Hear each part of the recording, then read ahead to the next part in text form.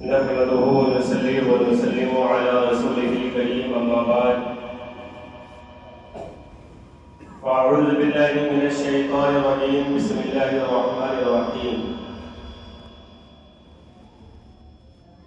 يا أيها الذين آمنوا بالله ورسوله والكتاب الذي نزل وقال النبي صلى الله تعالى عليه وسلم لا يؤمن أحدكم حتى أكون أحب إليه من والده وولده والناس أجمعين صدق الله العظيم وصدق رسوله النبي الأمين المتين الكريم ونحن على ذلك لمن الشاهدين والشاكرين والحمد لله رب العالمين. برادران ملت اسلامیہ، خطبہ مسورہ کے بعد میں قرآن مجید و فرقان حمید کی 5ویں پارے کی سورہ نساء کی ایک آیت کریمہ تلاوت کی اور ایک بہت ہی مشہور و معروف حدیث تلاوت کیا.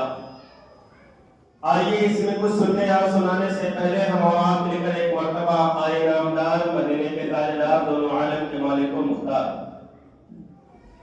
جناب احمد مصطفیٰ محمد مصطفیٰ صلی اللہ تعالی علیہ وسلم کی مقدس بارگاہ میں انتہائی عقیدت و محبت کے ساتھ درود پاک کا نذرانہ پیش کریں. پڑھیے بابا سے بلند اللہم صلی علی سیدنا شفیعنا حبیبنا نبینا مولانا محمد بارک وسلم صلو علیہ صلاۃ و سلاما علیک یا رسول اللہ صلی اللہ تعالی علیہ وسلم.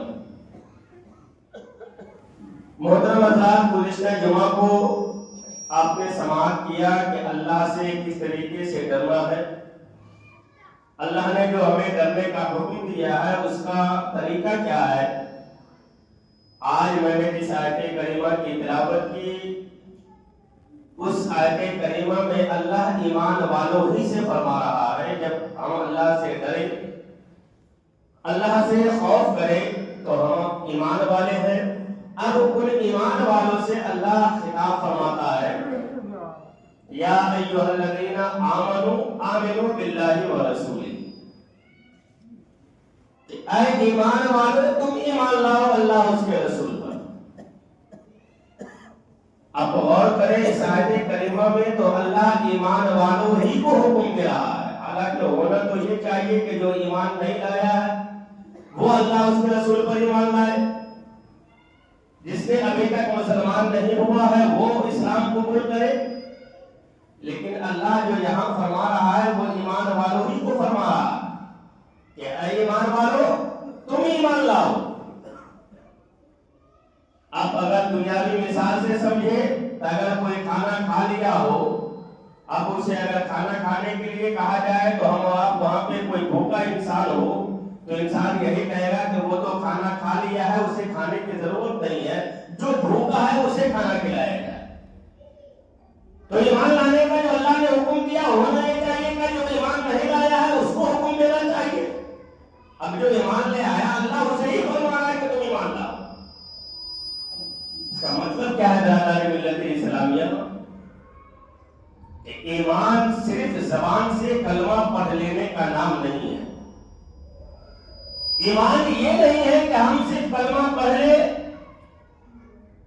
ایمان یہ نہیں ہے کہ ہم صرف مسلمان کے گھر میں پیدا ہو جائیں. ایمان یہ نہیں ہے کہ ہمارا نام صرف اسلامی ہو، بلکہ ایمان کا مطلب یہ ہے کہ یہاں پر جو اللہ نے حکم دیا ہے ایمان والوں کے لیے، ایمان کا مطلب یہ ہے کہ دنیا میں رہ کر کے سب سے زیادہ اگر ہمیں کسی سے محبت کرنا ہے، کسی کو ماننا ہے تو اللہ اس کے رسول کو ماننا ہے.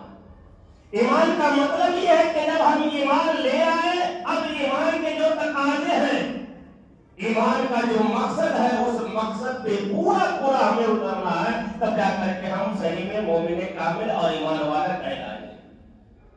اب اس کے تقاضے کیا ہے؟ ایسا نہیں کہ ہم کلمہ میں پڑھیں کسی کو ہم تکلیف بھی دیں، کلمہ میں پڑھیں اللہ اس کے رسول کی شان میں ہم گستاخی نہیں کریں، ہم کلمہ میں پڑھے، نبی کی شان میں ہم بے ادبی بھی کرے، ہم کلمہ بھی پڑھے، نبی کے بارے میں ہم الٹے سیدھے الفاظ بھی کہے، تو یاد رکھیے برادر ملت اسلامیہ، بظاہر وہ ہمارا زبان سے کلمہ پڑھنا تو کہا جائے گا، دنیا میں تو ہمیں بظاہر مسلمان کہا جائے گا، لیکن اللہ کے نزدیک میں نبی اللہ اس کے رسول کی شان میں ادنا گستاخی کرنے والا، اگرچہ دنیا میں بظاہر مسلمان کہلانے، اگرچہ دنیا میں بظاہر مسلمان جیسا دکھنے لگے، لیکن اللہ اس کے رسول کے نزدیک وہ ایمان والا ہرگز ہو ہی نہیں سکتا۔ حدیث پاک ہے، اللہ کے رسول ارشاد فرماتے ہیں، بخاری شریف کی بھی حدیث ہے، یہ مسلم شریف میں بھی ہے، لا یؤمن احدکم حتی اکون احب الیہ من والدہ وولدہ والناس اجمعین۔ اسی آیت کریمہ کی تشریح کہ تم میں سے کوئی بھی انسان، لا یؤمن احدکم، کہ تم میں سے کوئی بھی ایمان والا نہیں ہو سکتا ہے اگرچہ ایمان کا دعویٰ کرے، لا یؤمن احدکم، کہ تم میں سے کوئی بھی ایمان والا نہیں ہو سکتا ہے، کون؟ حتی اکون احب الیہ، یہاں تک کہ میں اس کے نزدیک، جو ایمان کا دعویٰ کرتا ہے، جو یہ کہتا ہے کہ میں مومن ہوں، ایمان والا ہوں، اس کی پہچان یہ ہے، کیا پہچان یہ ہے؟ حتی اکون احب الیہ من والدہ وولدہ والناس اجمعین، کہ دنیا میں اس کے باپ سے، اس کے اولاد سے، تمام لوگوں سے زیادہ وہ اللہ اس کے رسول سے اگر محبت کرتا ہے تو وہ ایمان والا ہے، اگر ذرہ برابر کی شان میں گستاخی کرتا ہے، اگر دعویٰ کرے، وہ ایمان والا نہیں ہے۔ آپ صحابہ کرام کو لے لیں، رشتہ داری، خاندانی ایمان میں نہیں دیکھا جاتا۔ حضرت ابوبکر صدیق کے والد جب تک ایمان نہیں لائے تھے، ان کو وہ نہیں مانتے تھے، وہ بیٹا تھے۔ ایک جنگ کے موقع پر جب حضرت ابوبکر صدیق یہ اسلام کے لیے جنگ کر رہے تھے، ان کے والد کفار کے لیے جنگ کر رہے تھے، مقابلہ ہوا، ٹکرا گئے، کون؟ بیٹا اور باپ۔ ایمان کا تقاضا آپ دیکھیں، بیٹا اور باپ، حضرت ابوبکر صدیق اور حضرت ابو قحافہ جنگ کے میدان میں، ایک اسلام کے لیے لڑ رہا ہے بیٹا، باپ کفار کے لیے لڑ رہا، ٹکرا گئے۔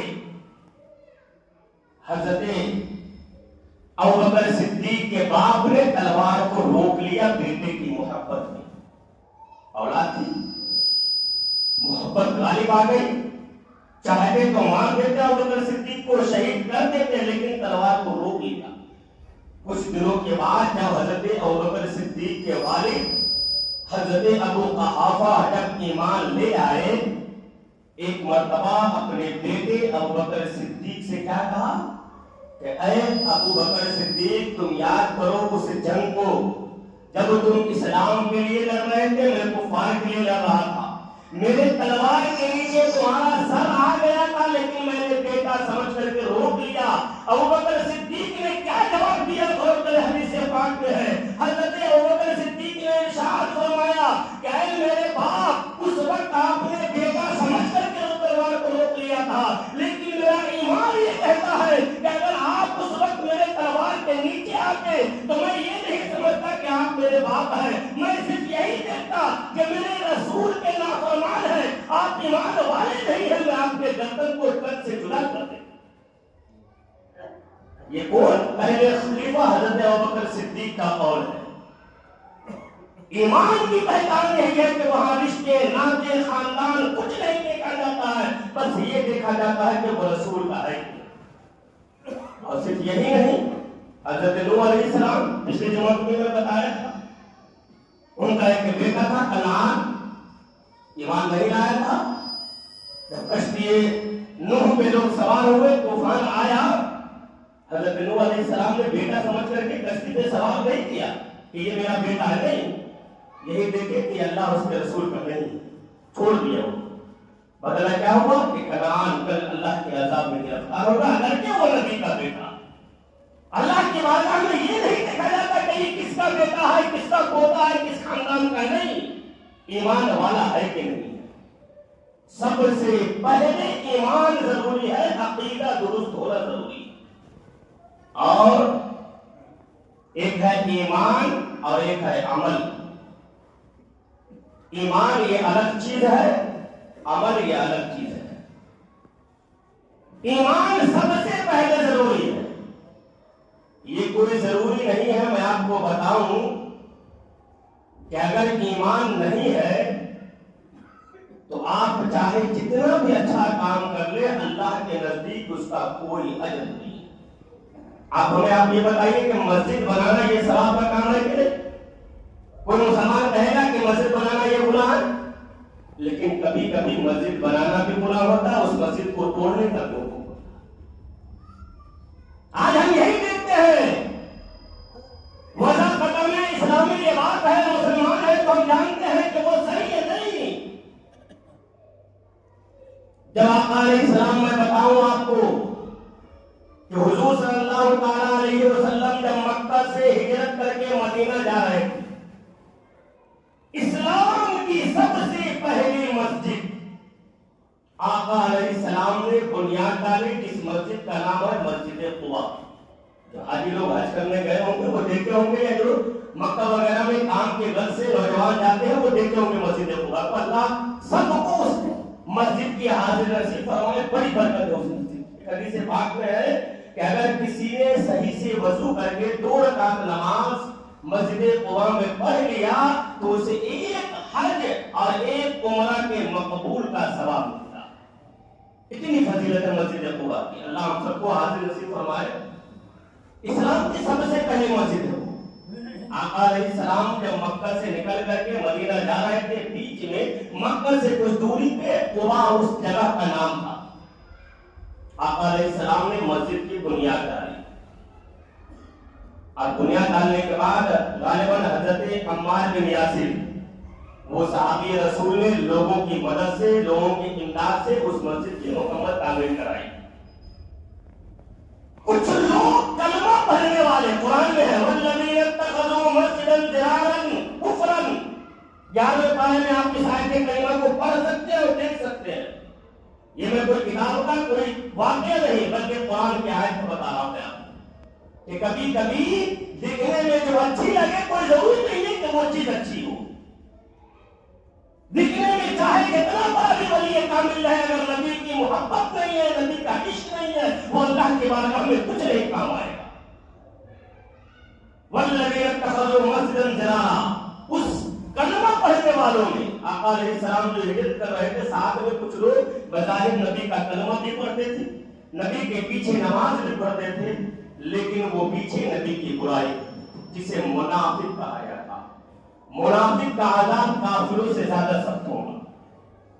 اس سے زیادہ سخت عذاب ان منافقوں کا ہے جو بظاہر سامنے آپ کی تعریف کرے، پیچھے آپ کی برائی کرتا ہو، سامنے آپ کے ساتھ ہم ملاتا ہو، پیچھے فتنے پھیلاتا ہو، سامنے آپ کو ایسا لگے کہ وہ ہمارا ہے، پیچھے وہ لوگوں کو برکلاتا ہو، تو ایسا انسان منافق ہے، اس کا عذاب کافروں سے زیادہ سخت ہے۔ قرآن میں منافق تھے، انہوں نے چند لوگوں کو برقرار کر کے، کلمہ پڑھنے والے تھے وہ لوگ، نبی کے پیچھے نماز پڑھتے تھے، نبی کے ساتھ جنگ کرنے کے لیے بھی گئے تھے وہ، انہی گروہ میں سے کچھ لوگوں کو برقرار کر کے زرار ایک جگہ کا نام تھا، اس جگہ قباء جہاں مسجد قباء ہے اس سے کچھ دوری پہ زرار ایک جگہ کا نام ہے، ان منافقوں نے الگ سے ایک مسجد بنا لی۔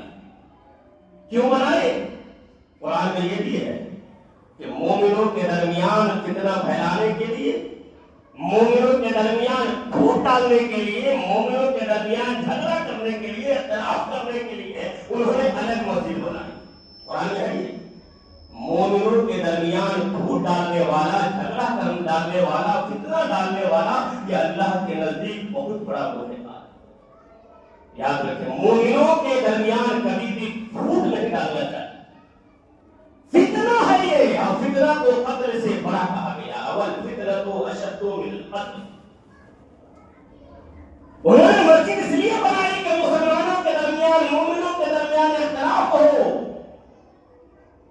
جب آقا علیہ السلام جنگ کر کے میدان جنگ سے واپس آ لوگ آقا علیہ السلام کو معلوم ہوا تو حضور صلی اللہ تعالیٰ علیہ وسلم نے اپنے قمیص سے مبارک منگائی اور کہا کہ میں اس مسجد میں جاؤں گا. اللہ نے اسی وقت آیت کریمہ یہ نازل فرمائی والذین اتخذوا مسجدا ضرارا کفرا.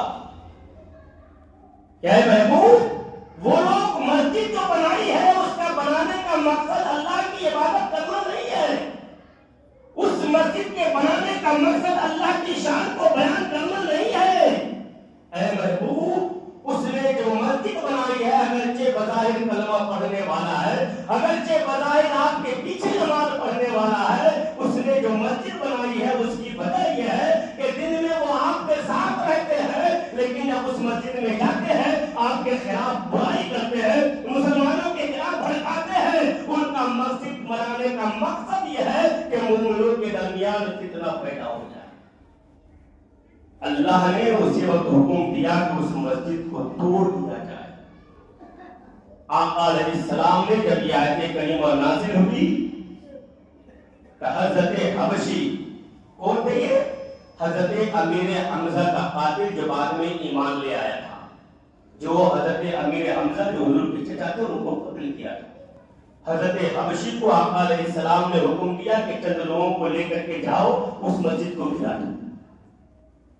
وہ بھی بظاہر مسجد تھی. وہ میں نے پہلے ہی کہا کہ ہر چیز جو دکھنے میں اچھی لگے اگر مومنوں کے درمیان فتنہ پھیلانے والی چیز ہے وہ اللہ اس کے رسول سے دور کرنے والی چیز ہے. اگر یہ کتنا ہی اچھا ہو اللہ کے نزدیک وہ اچھا نہیں ہے.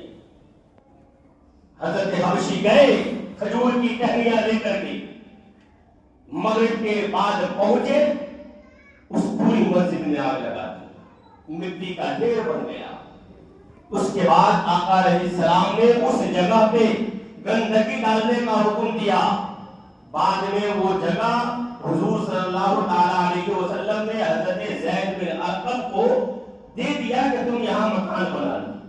لیکن وہ جگہ اتنی نحوست والی تھی، جگہ کی نحوست ہوتی ہے. کبھی کبھی ہوتا ہے کہ انسان گھر بناتا ہے خوشحال نہیں رہتا ہے تو جگہ کی خرابی ہو سکتی ہے.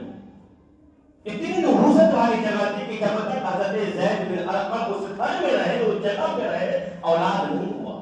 اس کے بعد حضرت زید بن ارقم نے بھی اس گھر کو چھوڑ دیا.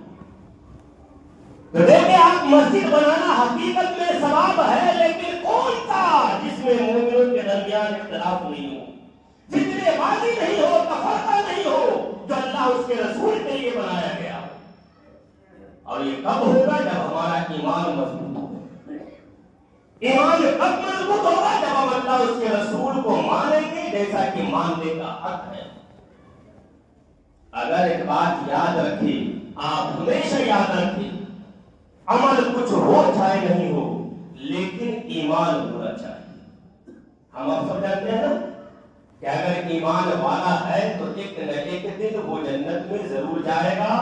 اگر گنہگار ہے اللہ غفور الرحیم ہے، چاہے تو بخش دے یا گناہ کی سزا کاٹنے کے بعد وہ دوبارہ جنت میں جائے گا. لیکن اگر ایمان ہی نہیں ہے، لاکھ ہمارے پاس نماز ہو، لاکھ سجدے ہو، ایمان نہیں ہے تو وہ سجدہ، وہ نماز، وہ روزے، وہ حج کچھ نہیں کام آئے گا. کام آئے گی رسول کی محبت، ورنہ ابلیس مردود نہیں ہوتا. اب بہت ساری مثالیں، اور صرف اتنا ہی نہیں، برادران ملت اسلامیہ، ایمان لانے کا مقصد یہی ہے، ایمان کی پہچان یہی ہے کہ ایک مومن دوسرے مومن کا بھائی ہے. بھائی کا جو حق ہوتا ہے اس حق کو ادا کرے. خونی رشتے والا ہی صرف بھائی نہیں ہے، جو صحیح میں مومن کامل ہے. قرآن کہتا ہے کہ انما المؤمنون اخوہ. ہماری ذات سے کسی کو تکلیف نہ پہنچے، ہم کسی کو ستائے نہیں، ہم کسی پہ ظلم نہ کریں، ہم کسی کو نیچا نہ دکھائے. اب میں نے اس سے پہلے بھی کہا تھا کہ نام کو بگاڑ کر کے بولنا منع ہے اسلام میں، تو نیچا دکھانا کتنا بڑا بولا. یہ ایمان کے تقاضے ہیں. اللہ نے جو کہا کہ ایمان لاؤ، ایمان لانے کا مطلب یہ ہے کہ ایمان کے جو تقاضے ہیں ہم اس تقاضے پہ پورا اتریں. ایسا نہیں کہ ہم زبان سے کہہ دیں. ڈاکٹر اقبال نے کہا تھا نا, میں نے کہا تھا وہ دن بھی, کہ زبان سے کہہ دیا لا الہ تو کیا حاصل, دل و زبان اگر دل میں اگر صحیح معنوں میں اقرار نہیں ہے تو وہ کوئی کام کی چیز نہیں لا الہ الا اللہ ہے نا. دل سے ماننا اقرار باللسان و تصدیق بالقلب ایمان کی پہچان ہے. زبان سے اقرار کرنا, دل سے ماننا.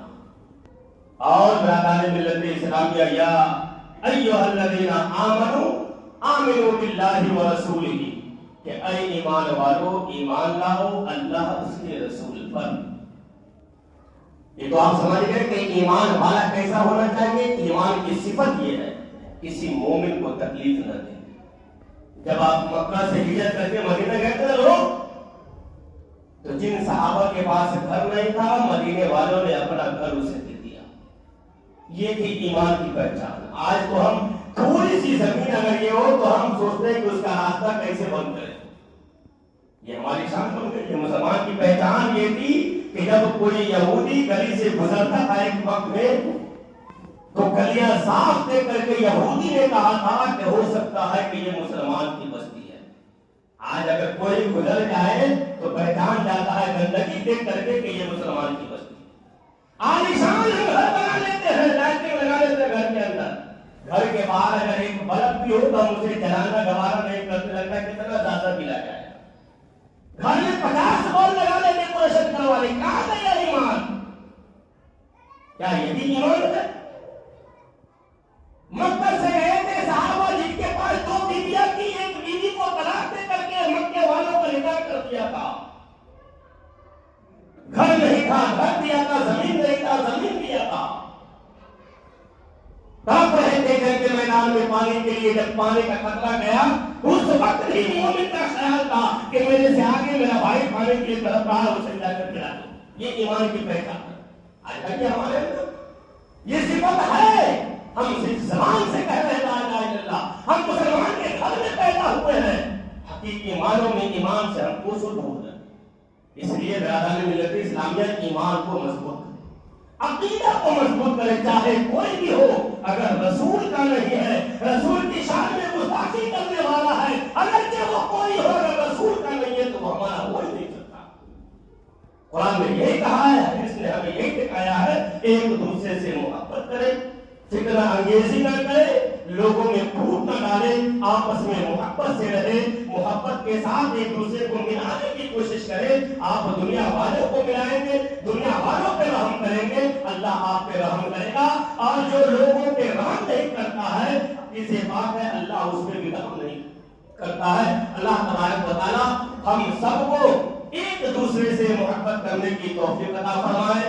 آمین. وآخر دعوانا الحمدللہ رب العالمین. السلام علیکم ورحمۃ اللہ وبرکاتہ.